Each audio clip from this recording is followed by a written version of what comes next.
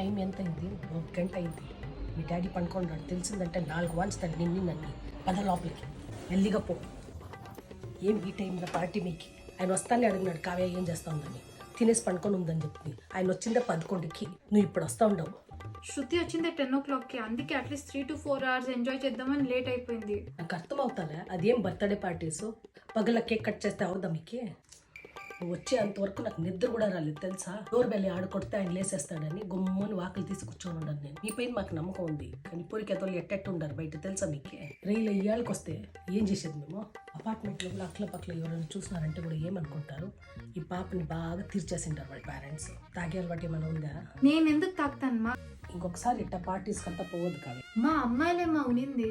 అమ్మాయిలైనా సరిపోవద్దు, సాయంత్రం చేసుకోండి. వస్తే ఏం చేస్తూ ఉండవు అనేసి అడుగుతూ ఉంటారు. సరే పనుకో ఇప్పుడు.